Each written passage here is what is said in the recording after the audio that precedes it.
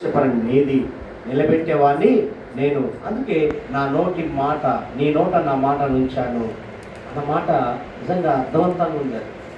నా చేతి వీడను నిన్ను కప్పి ఉన్నానన్నాడు. కాబట్టి మనము ఆయన మాటను విన్నప్పుడు ఆయన ఇచ్చే ఆ స్వరాన్ని గైకొన్నప్పుడు ఇచ్చే ఆ శబ్దం ఎలా ఉంటుందంటే ఇంకా మనకి ఏం వినపడవు. ఆయన ఒక్క స్వరమే, ఆయన మాట వినబడుతుంది. చూద్దాం, పరిశుద్ధ గ్రంథంలోనికి వెళ్దాం. 148వ కీర్తనలోనికి వెళ్దాం. 148వ కీర్తన 14వ వచనాన్ని చూసుకుందాం. ఆయన తన ప్రజలకు ఒక శృంగమును హెచ్చించి ఉన్నాడు. అది ఆయన భక్తులందరికీ ఆయన చెంత చేరిన జనులకు ఇజ్రాయేలుకును ప్రఖ్యాతికరముగా ఉన్నది. యెహోవాను ఒక మర్మం దాగి ఉంది. ప్రియమైన దేవుని సంగమా, చూడండి, ఆయన తన ప్రజలకు ఒక శృంగమును హెచ్చించి ఉన్నాడు.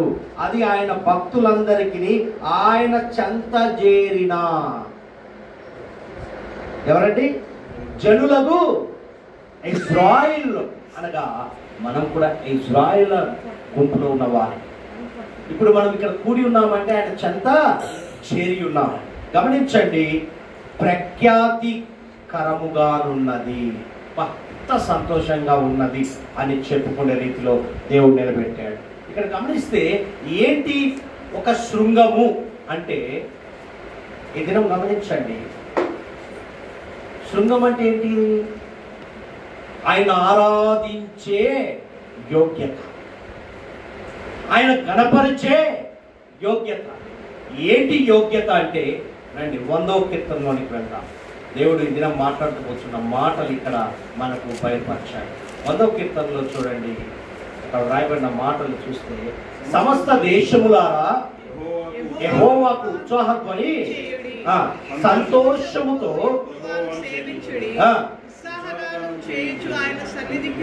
రండి. యెహోవాయే చాలా. ఇక్కడ గమనించండి, ఈ 5 వచనాల్లో ఒక మర్మాన్ని పెట్టాడు. శృంగం అంటే ఏంటో తెలుసా? మన జీవితాల్లో ఒక శృంగాన్ని పెట్టాడంటే అర్థం ఏంటంటే, మనకు బాధకరంగా ఏది ఉండకుండా నిలబెట్టాడు.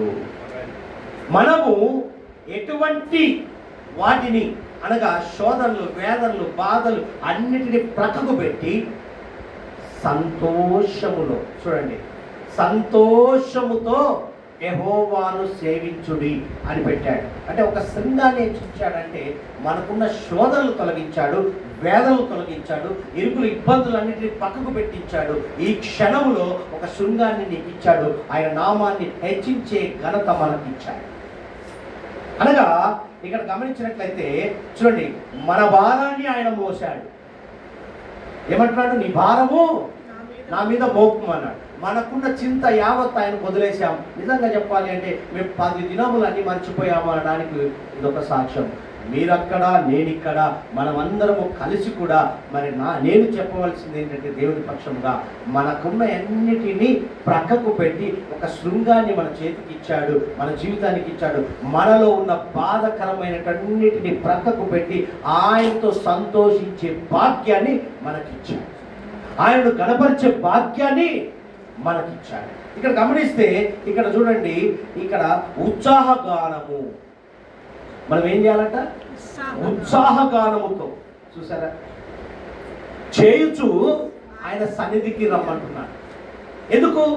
గత మాసం అంతా కాచి కాపాడావు, ఈ మాసంలో మమ్మల్ని అడుగు పెట్టించావు, నా కుటుంబం అంతా క్షేమము, నా కుటుంబం అంతా ఆరోగ్యంతో ఉన్నాం, నిలకడమైన ఆరోగ్యంతో ఉన్నామని ఉత్సాహంతో ఆయన సన్నిధికి రావడం, ఆసక్తితో రావడం.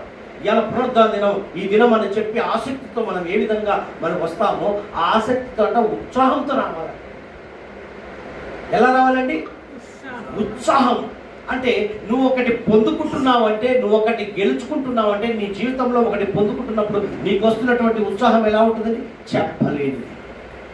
తల్లిదండ్రులు వచ్చినా, బంధువులు వచ్చినా, లేకపోతే స్నేహితులు వచ్చినా, లేకపోతే నీవు అసలు ఊహించలేదని జరిగినప్పుడు నీ జీవితంలో ఎంత ఉత్సాహం జరుగుతుందో ఆ ఉత్సాహాన్ని దేవుని సన్నిధిలో కనపరచాలి అంటున్నాడు. మరలా అంటున్నాడు, చూడండి, దేవుని గూర్చి జ్ఞానాన్ని తెలుసుకోమని. ఇక్కడ ఏమంటున్నాడు? యెహోవాయే దేవుడని, ఆయన మాత్రమే దేవుడు. నేను తప్ప వేరొకడు, నేను ఉన్నవాడను అనువాడు, నేను తప్ప ఎవరు మిమ్మల్ని ఆదుకో. నిజమే, ఆయన ఉన్నాడు కాబట్టి మనం వెళ్ళిన చోటల్లా మన ముఖాల్లో ఆయన స్వరూపం కనపడి ఇతరులు ప్రేమించే గుణాన్ని పొందుకుంటున్నాం కదా.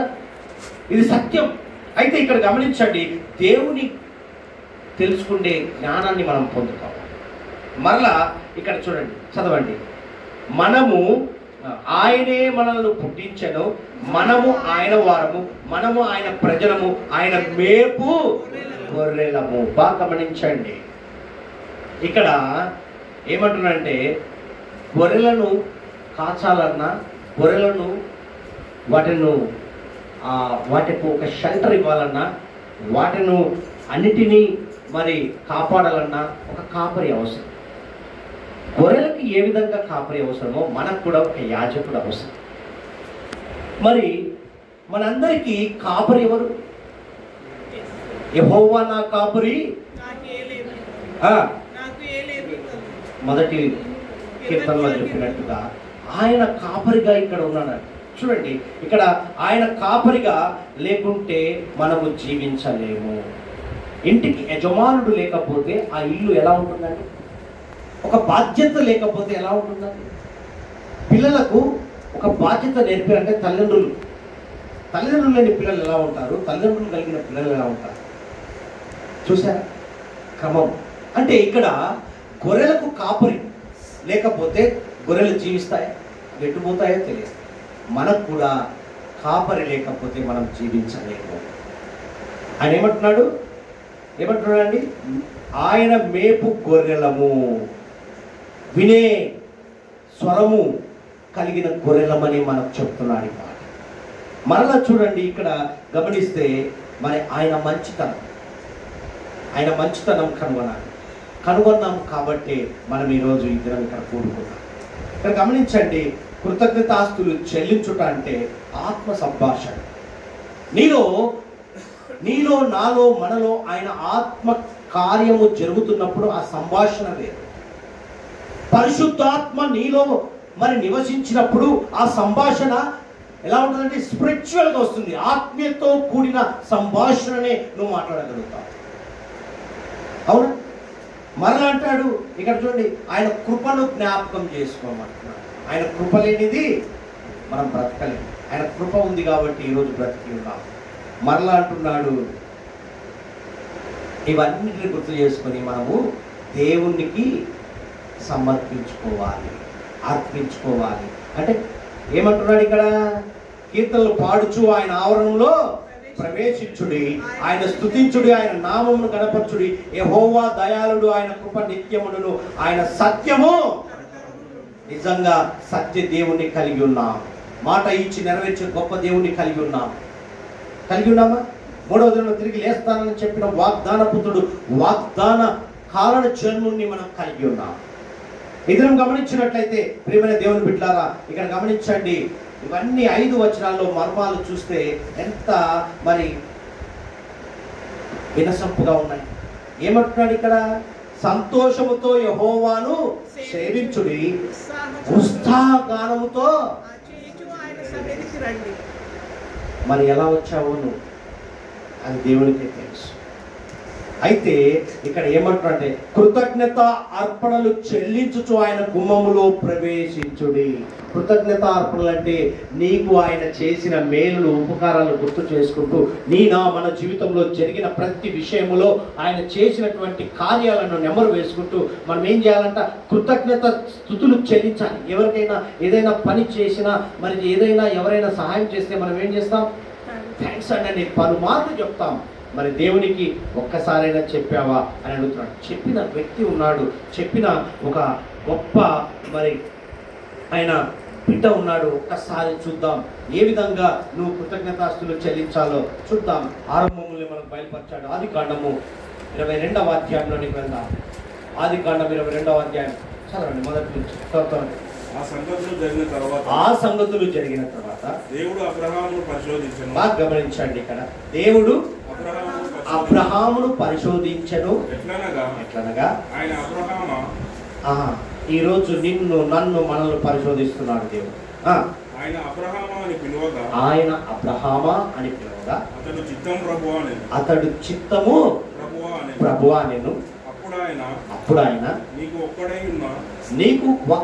ఉన్న నీ కుమారుణ్ణి అనగా నీవు ప్రేమించు ఇస్సాకును తీసుకొని మోరియా దేశమునకు వెళ్ళి అక్కడ నేను నీతో చెప్పబోవు పర్వతములో, చూడండి, మొరియా దేశమునకు వెళ్ళి అక్కడ నేను నీతో చెప్పబో పర్వతములలో ఒకదాని మీద దహన బలిగా అతన్ని నర్పించుమని చెప్పెను. చూసారా, ఇది సాధ్యమా? ఒక్కగానొక్క కొడుకు దేవుడు ఇచ్చాడు, గిఫ్ట్ ఇచ్చిన దేవుడు మరలా చెబుతున్న వాక్కును గ్రహించాడు అబ్రహాము గారు. మనమైతే ఏం చేస్తామండి? భలే చెప్పినావు తీవయా, నువ్వు కాకపోతే ఇంకోటి భలే చెప్పిండు అంటామా? అయితే ఇక్కడ గమనించండి ప్రియమైన దేవుని బిడ్డారా, ఇక్కడ ఒక సందర్భము మనకు గుర్తు చేస్తున్నాడు దేవుడు. ఎట్లా అంటున్నాడంటే దహన బలిని కోరాడు. ఏ విధంగా కోరాడో ఇక్కడ గమనించండి. చదవండి. తెల్లవారినప్పుడు అబ్రహాము లేచి తన గాడిదకు గంత కట్టి తన కుమారుడకు ఇస్సాకును వెంట పెట్టుకొని దహన బలి కొరకు కట్టెలు చీల్చి లేచి దేవుడు తనతో చెప్పిన చోటికి. ఇక్కడ ఒకటి గుర్తొస్తుందా? నీకు ఇష్టమైనటువంటి పని కల్పించి లేదా పని చెప్పినప్పుడు ఆతృతగా చేస్తావు. ఇది ఇష్టం లేని పని. ఇష్టం లేని పనేనా? అంటే కుమారుణ్ణి దహన బలిగా అడిగినప్పుడు ఏ తల్లిదండ్రులు కూడా సస్యంలో ఒప్పుకోరు, ఇష్టపడరు. రమ్మన్నాడు కదా, వెళ్దాంలే మళ్ళా పిలిచినప్పుడు అంటారు. కానీ ఇక్కడ అబ్రహాం గారు చూడండి ఏం చేశాడంటే, ఇక్కడ దేవుని కంటే ఎక్కువ ఏది ప్రేమించాడా? దేనిని ప్రేమించలేదు. అది కొడుకు కానీ ఎవరన్నా కానీ దేవుని కంటే ఎక్కువగా ఏది ప్రేమించలేదు. దేవుని కంటే ఎక్కువగా ప్రేమించింది ఏది దక్కదు. గమనించండి. ఇక్కడ గమనిస్తే చూడండి, తెల్లవారినప్పుడు అబ్రహాము లేచి తన గాడిద, చూడండి, ఆయన అన్ని సిద్ధపరచుకోవడానికి మళ్ళీ ఇద్దరు పనులను దహన బలి కొరకు కట్టెలు కూడా అన్ని సిద్ధం చేశాడు. దేవుడు చెప్పాడా కట్టెలు రెడీ చేసుకోమని? అంటే అక్కడ అవసరం అని చెప్పి అన్ని రెడీ చేశాడు. ఇష్టము లేకపోయినా, ఇష్టం ఉన్నా లేకపోయినా దేవుడు చెప్పాడనే ఒక ఫెయిత్, ఒక విశ్వాసం, ఒక వర్డ్ రిలీజ్ చేశాడు. దేవుడు ఒక వాక్ రిలీజ్ చేశాడు. అబ్రహాం గారు దాన్ని పాటించాడు. చేసి ఏం చేశాడు చూడండి. మూడవ నాడు అబ్రహాము కన్నులెత్తి దూరము నుండి ఆ చోటు చూచి తన పనివారితో, మీరు గాడిదతో ఇక్కడనే ఉండుడి, నేను ఈ చిన్నవాడును అక్కడికి వెళ్ళి మొక్కి మరలా మీ వద్దకు వచ్చేదామని చెప్పాను. ఇక్కడ గమనించండి, 3వ వచనంలో ఆయన లేచి రెడీ చేయడం అంతా ఒక విధేయత కనపడుతుందా? విధేయత కనపడుతుందా? ఒబీడియంట్. అంటే అబ్రహాములో స్వరం విన్నాడు, విన్న స్వరానికి లోపడ్డాడు. అంటే ఆ స్వరాన్ని విని గైకొని మనం విధేయత చూపేవారిగా ఉండాలి. నువ్వు వింటావు, దాన్ని అనుసరించకపోతే చెప్పిన వారికి కోపం వస్తుంది. దాన్ని అమలుపరిచే విధానంలో కూడా మనకేమనిపిస్తుంది అంటే, వినలోనికి ఎంత చెప్పినా మరి దేవుడు అనుకున్నాడు అలా. అబ్రహాంకు ఒక వర్డ్ రిలీజ్ చేశాడు. అక్కడ ఏం చేశాడు? తన విధేయతను కనపరిచాడు. కనపరిచి ఏం చేశాడు చూడండి, ఏం చేశాడు? తన పనివారితో, మీరు గాడితో ఇక్కడనే ఉండుడి, నేనును ఈ చిన్నవాడును అక్కడికి వెళ్ళి దేవునికి మ్రొక్కి మరలా మీ వద్దకు వచ్చేదామని చెప్పాడు. చూసారా ప్రియమైన దేవుని బిడ్డారా, ఇక్కడ గమనిస్తే మనకు ఇష్టమైన పని చేయాలంటే ఎంత ఆసక్తిగా చేస్తాం కదా. అది నచ్చిందా, ఇక టైం చూడము, వెళ్తాం వస్తాం. ఇష్టం లేని పని ఒకవేళ నీకు అది ఇష్టంగా కనపడదంటే ఆసక్తితో వెళ్ళాం.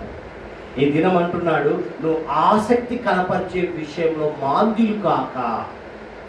ఎలా ఉండాలి? అబ్రహాం ఏ విధంగా విధేయత చూపించాడో, ఆ స్వరాన్ని విని గైకొని చెప్పిన పనిని ఎలా సిద్ధపరిచాడో, దేవుడు ఒక మాట చెప్పాడు, దహన బలి కోరాడు. అంతేకాని ఆయన కట్టెలు సిద్ధపరిచి అన్ని సమస్తం ఏర్పాటు చేసుకొని ఐఎమ్ రెడీ అన్నట్టుగా ఒబిడియంట్ను కనపరిచాడు. ప్రేమైన దేవుని బిడ్డలారా, మనం కూడా విధేయత కలిగిన వారిగా ఉండాలని ఇక్కడ కృతజ్ఞతాస్తులు చెల్లించాలి. చెల్లిస్తూ అర్పణ చెల్లిస్తూ గుమ్మంలోనికి రండి అన్నాడంటే ఏ విధంగా రావాలో ఇక్కడ బయలుపరుస్తున్నాడు. వినాలి, విధేయత కనపరచాలి. తర్వాత చూడండి, తన కుమారుడుకు ఇస్సాకు మీద పెట్టి తన చేతితో నిప్పును కత్తిని పట్టుకొని పోయాను.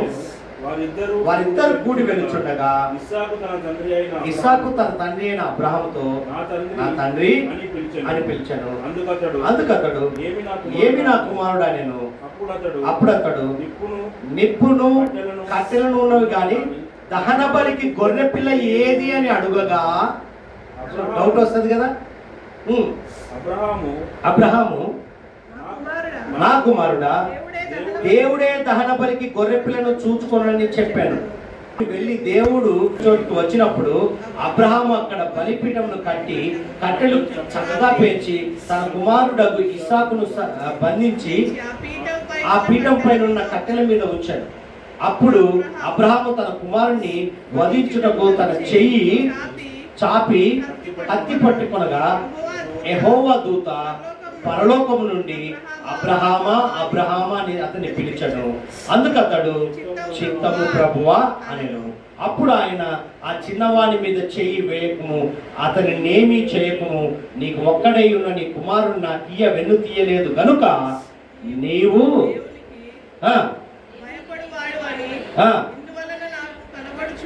హల్లెలూయా, దేవునికి మహిమ కలుగును గాక. చూసారా అబ్రహాంలో ఏం కనపడ్డాయండి? స్వరాన్ని గైకొన్నాడు. బాగా గమనించండి, 3 విషయాలు ఉన్నాయి ఇక్కడ. స్వరాన్ని గైకొన్నాడు, విధేయతను కనపరిచాడు, భక్తితో కూడిన భయాన్ని కూడా కనపరిచాడు. అంటే దేవుడి మీద ఉన్న భయభక్తులు కనపరిచాడు. సిద్ధపాటు చేసేసాడు, మొత్తం రెడీ అయిపోయాడు. మరలా స్వరం విన్నాడు. మనమైతే ఏమంటాం, ఒక ఛాన్స్ ఏమైనా దొరుకుతుందేమో, వేద్దాం చూద్దాం అన్నీగా.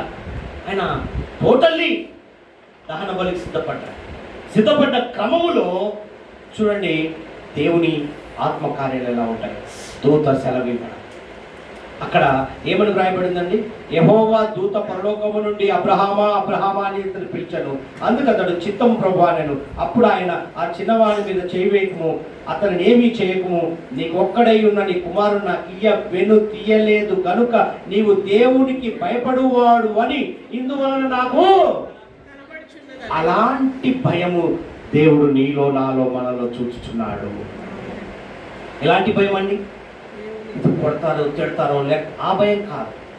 దేవుని యందు భయభక్తులు అంటే ఈ విధంగా, అలాంటి భయాన్ని కనపరచమంటున్నాడు. అబ్రహాములో దేవుడు దహన బలిని అడిగినప్పుడు ఆయన సరెండర్ కావడము, ఒబిడియంట్ చూపించడం, ఆ ఫియర్ను కనపరచడము ఎంత అద్భుతం. చూస్తే అప్పుడు అబ్రహాము కన్నులెత్తి చూడగా పొదలో కొమ్మలు తగులుకొని ఉన్న ఒక పొట్టేలు వెనక తట్టున కనబడేను. అబ్రహాము వెళ్ళి ఆ పొట్టేలు పట్టుకొని తన కుమారుడికి మారుగా పెట్టిన దహన బలి అర్పించెను. అప్పుడు ఆ అబ్రహాము ఆ చోటికి యెహోవా ఈరే, యెహోవా చూచుకొనును. చూసారా, మనం ఏం చేయాలి? ముందు అడుగు వేయాలి. వేసినప్పుడే అన్ని ఆయన చూసుకుంటాడు. నువ్వు వెనక వెయ్యకుండా, ముందడుగు వెయ్యకుండా వెనకడుగు వేస్తే లోతు భార్య అయినట్టు ఉప్పు స్తంభంగా మారిపోతావు. అవునా? ఎంత గొప్ప అద్భుతాన్ని కనపరిచాడో చూడండి ప్రియమైన దేవుని బిడ్డలారా. అను పేరు పెట్టాను, అందుచేత యెహోవా పర్వతం మీద చూచుకొనును ఆయన నేటి వరకు. ఇక చదువుకుంటూ వెళ్తే ఇక్కడ గమనించండి, అబ్రహాము విశ్వాసం ఎలాంటిదంటే మృతులను సహితము లేపే విశ్వాసం. అలాంటి విశ్వాసాన్ని కనపరిచాడు.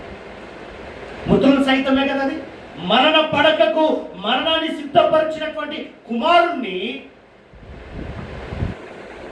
యెహోవా వాక్కు ద్వారా ఆల్మోస్ట్ యెహోవా దేవుడు ఒక 5 నిమిషాలు ఆగింటే కాలిపోయేవాడు, చనిపోయేవాడు. మనం ఏం చేయాలంటే చివరి క్షణంలో కూడా ఆయన స్వరాన్ని గ్రహించేవారిగా ఉన్నాం. ఇక అయిపోయింది, దేవుడు చెప్పాడు, ఇక నేను సిద్ధమే అని చెప్పి పోసుకొని ముట్టించుకోవడం కాదు. వినాలి, వినాలి. 2 ఆత్మలు ఉంటాయి, జాగ్రత్త. భ్రమపరచు ఆత్మలు ఉంటాయి. నిన్ను పురికొల్పుతుంది. పురికొల్పినప్పుడు దేవుని స్వరాన్ని వినాలి. దేవుని స్వరం ఎలా ఉంటుంది? నిశ్శబ్దంగా ఉంటుంది. అది మెల్లని స్వరం. ఆ వాక్కును గ్రహించినప్పుడే నీవు ఎలా ఉంటావు తెలుసా? విశ్వాసముతో, భయముతో కూడిన విశ్వాసం నీలో వస్తుంది. వినే స్వరము దేవుడిస్తాడు, లోబడే స్వరాన్ని, లోబడే గుణాన్ని దేవుడిస్తాడు, భయముతో కూడిన భక్తిని దేవుడిస్తాడు. అయి ఫాలో అయ్యాడు అబ్రహాం. ఫాలో అయ్యి ఏం చేశాడంటే చూడండి, ఎబ్రిల్ రాసిన పత్రిక మరి ఎబ్రిల్ సంఘంతో మరి పౌలు భక్తుడు చెప్తాడు, అబ్రహాము మరి విశ్వాసాన్ని కనపరుస్తాడు. అక్కడ చూడండి, ఎబ్రిల్ రాసిన పత్రిక 11వ అధ్యాయంలో కనపరుస్తూ మొదటి వచనం చూడండి. విశ్వాసమునున్నది నిరీక్షింపబడు వాటి యొక్క నిజ స్వరూపమును అదృశ్యమై ఉన్నవి వినవటకు రుజువై. అలాంటి విశ్వాసాన్ని అంటే ఇక్కడ గమనిస్తే క్రియల్లో ఉన్నటువంటి విశ్వాసం. ఆడ క్రియలు కనపరిచాడా? విశ్వాసం ఉంది కానీ అబ్రహాం గారికి క్రియలు కనపరిచాడా లేదా? తీసుకెళ్ళాడు, సిద్ధపరిచాడు, ఇక రెడీ అయిపోయాడు, చెప్పిన పని నెరవేర్చాడు. మనం ఏం చేస్తున్నామంటే చెప్పిన పనిని క్రియలు లేని విశ్వాసంతో జీవిస్తున్నాం. క్రియలు కలిగిన విశ్వాసం ఎప్పుడైతే నువ్వు చూపిస్తావో అప్పుడే దేవుని స్వరాన్ని వినే చెవు, నీకు ఇచ్చిన చెవు వినే స్వరము వింటుంది. నీకు ఇచ్చిన మనస్సు ఏమవుతుంది? విధేయతకు లోబడుతుంది. నీకు ఇచ్చినటువంటి ఆ పరిశుద్ధాత్మ శక్తి, లోపల పనిచేస్తున్న ఆత్మ భయముతో కూడిన భక్తిని కనపరుస్తుంది. ప్రియమైన దేవుని సంగమా, 12వ వచనానికి వచ్చేసరికి చూడండి, అదే 11, 12. అందుచేత మృతుతుల్యుడైన ఆ యొక్కని నుండి, బాగా గమనించండి, వృద్ధాప్య దశలో టోటల్లీ మరణ పడకు సిద్ధమైనటువంటి అబ్రహాము విషయములో చూడండి ఏమంటున్నాం అక్కడ. యొక్కని నుండి సంఖ్యకు ఆకాశ నక్షత్రము వలను సముద్ర తీరమందరి లెక్కింప శక్యము కాని ఇసుక వలను సంతానము. ఇదే అబ్రహాము సంతానం. ఈ విధంగా ఎదుగుతూ వెళ్ళింది. ఎందుకు వెలిగింది? ఆయనలో ఏముంది? ఏ విధమైన కృతజ్ఞత అర్పణ ఉంది? వినే, గైకొనే, లోపలే భయముతో భక్తి, భయము కలిగిన భక్తి ఉన్నాయి కాబట్టి ఆయన దహన బలిని స్వీకరించాడు దేవుడు. ఈరోజు మనల్ని కూడా దేవుడు ఏమంటున్నాడంటే పరిశుద్ధమైన భయం నీలో కలిగి ఉన్నాడు. ఏ భయము? ఏదో భయము, ఆ భయం నటించే భయం వద్దు. పరిశుద్ధమైన హోలీ ఫియర్.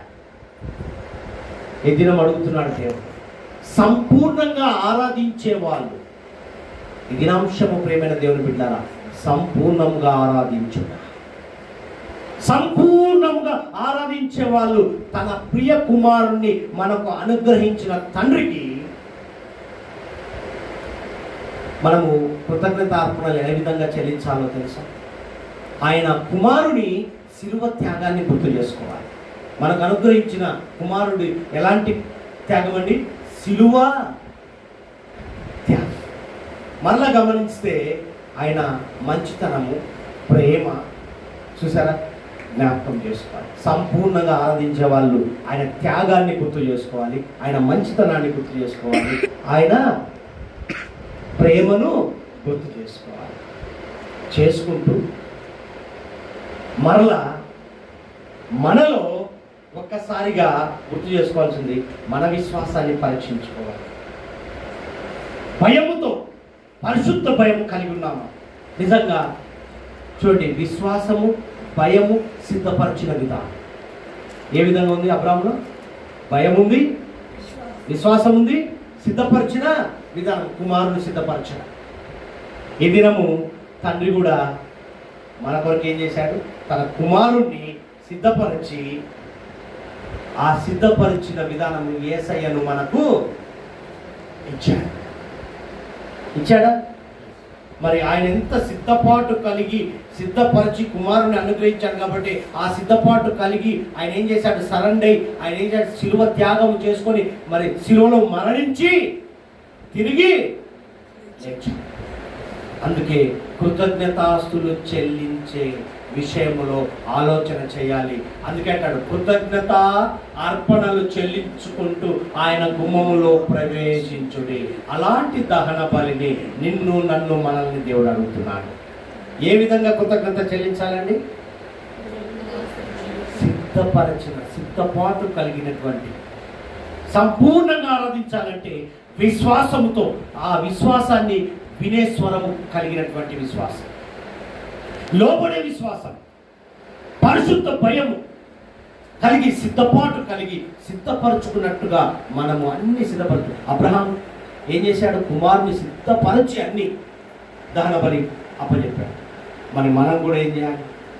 అన్నిటినీ సిద్ధపరచుకోవాలి. అంటే అన్నిటికంటే ఇట్లా అన్ని సెట్ చేసుకొని రావడం కాదు. నీ హృదయాన్ని, విశ్వాసాన్ని, నీ విశ్వాసాన్ని బలపరచుకోవాలి. విన్నావా? లోబడ్డావా? భయముతో కలిగిన భక్తి, పరిశుద్ధాత్మ కలిగిన భక్తి కలిగి సంపూర్ణంగా ఆరాధించాలి. అది ఇటువంటి ఆరాధన దేవునికి ఇష్టం. ఎటువంటి ఆరాధన? వినేది, లోబడేది, సిద్ధపాటు, విధేయత కలిగినట్లు, స్వరాన్ని వినేగలిగి. అదే దూత చెప్పినప్పుడు ఈయన వినకపోయింటే కుమారుడు దేవుడు ఇచ్చాడు, దేవుడు తీసుకొని వెళ్ళిపోయాడు డైలాగ్ కదా. అలాంటివన్నీ మరచిపోవడానికి మనం సంపూర్ణంగా ఆరాధించాలో, ఎలా ఆరాధించాలో మరి 100వ కీర్తనలో దేవుడు బయలుపరిచి శృంగాన్ని ఇచ్చాడు. హెచ్చించే శృంగం అంటే నీకు నాకు యోగ్యతను కల్పించాడు. అందుకే మనం ఏం చేయాలి? సంపూర్ణంగా ఆరాధించే విషయంలో మనం ఏం చేయాలంటే ఆ స్వరాన్ని, వినే స్వరాన్ని, ఈ చెవు వినే స్వరంగా ఉండుగా. ఈ మనస్సు ఏం చేయాలి? మనస్సు ఏం చేయాలండి? విధేయతకు లోబడాలి. ఈ ఆత్మ సిద్ధపాటు కలిగి ఉండాలి. అన్నిటిని మరచిపోయి నిన్ను ఏం చేశాడు? ఉత్సాహ గానముతో, నిన్ను ఉల్లాసముతో ఇక్కడ గణపరచడానికి ఆయన పిలుచుకున్నాడు. కృతజ్ఞతార్పణలు చెల్లించి ఆయన గుమ్మంలోనికి రమ్మంటున్నాడు. ఆయన పిలుస్తున్న విధానాన్ని బట్టి మనం ఏం చేయాలి? అబ్రహాము ఏ విధంగా పిలిచాడు ఆ విధంగా మనం వచ్చాం. కాబట్టి దేవుడు ఈ దినము మనల్ని సంపూర్ణ ఆరాధనలో అడుగు పెట్టించే యోగ్యతను కల్పించాడు. దేవుడి మాటలు దీవించుడుగా.